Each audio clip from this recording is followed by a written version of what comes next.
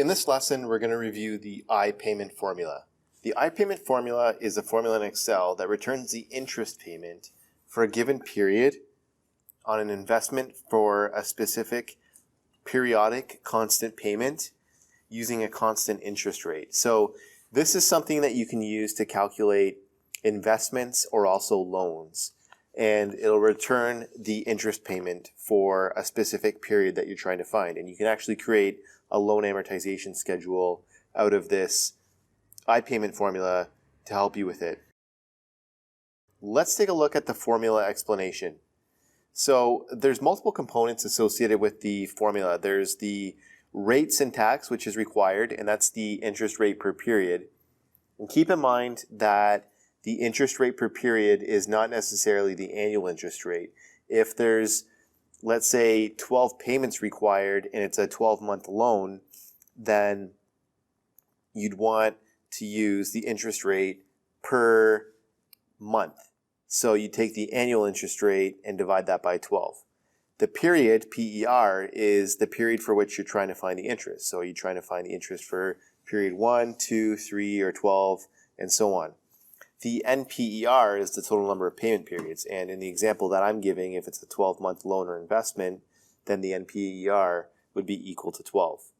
The present value is the lump sum amount of the future series of payments and its value right now.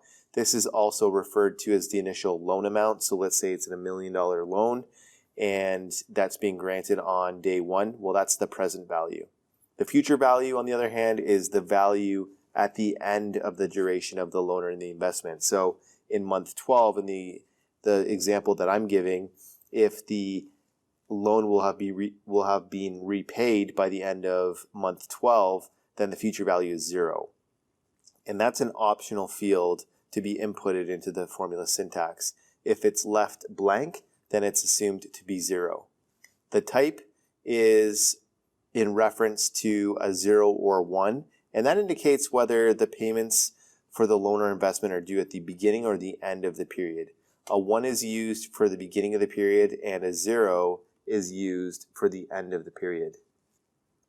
Let's take a look at an example and how it works in practice. So in our example, on January 1st, 2020, Davidson & Co. acquired equipment through a loan for $1 million payable. The loan has different loan options available under options A, B, and C below. And these loan options have different interest rates. Option A has 5% interest, option B is 8%, and option C is 10%.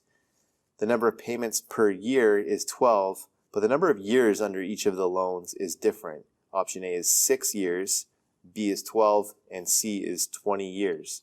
Therefore, the total number of payments differs under each loan scenario. Under option A, there's 72 payments, which is 6 years times 12 payments per year. Option B is 144, and option C has 240 total payments.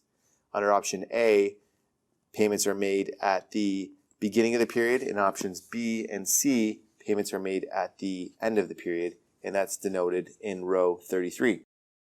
So in this example, what we want to know is Davidson & Co. is trying to understand what the interest payment would be in the 12th month of the first year. So we can use the IPayment formula to determine the amount of interest in the 12th month of the loan under each of these options. And we do that in row 41. So we plug in what period that we're looking for in row 40, i.e. month 12 of the loan. And in row 41, we're calculating the interest payment.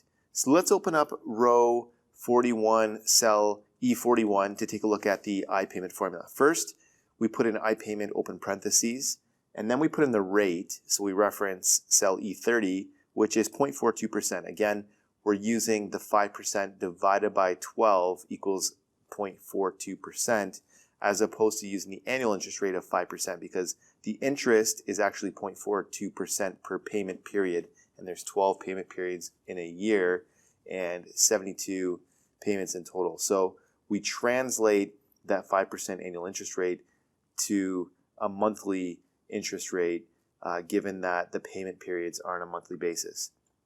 The next part of the formula is PER, and that's the period in question that we're analyzing.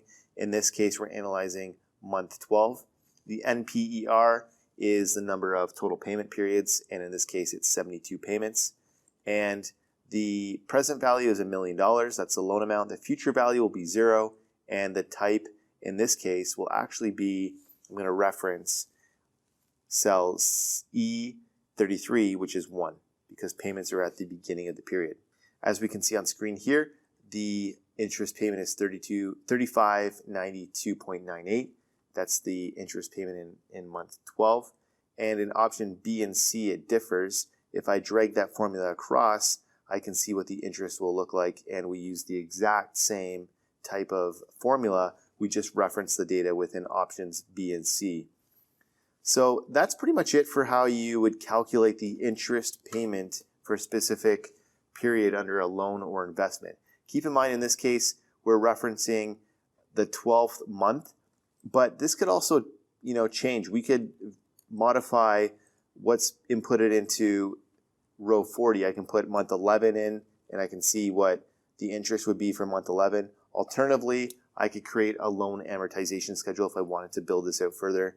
But now you know how to use Microsoft Excel to calculate the interest payments using the IPMT formula for a loan or investment. Hey guys, thanks for watching this lesson. I hope you enjoyed it. And if you did, I'd really appreciate a like and subscribe from you. And if you want to learn more about Microsoft Excel, check out these videos above. And don't forget to check out our website, commercecurve.com, where we have lots of in-depth finance and accounting courses available with full training workbooks. All of our courses come with complete workbooks of lessons, examples, pre-built financial models, and training video. Hope to see you there.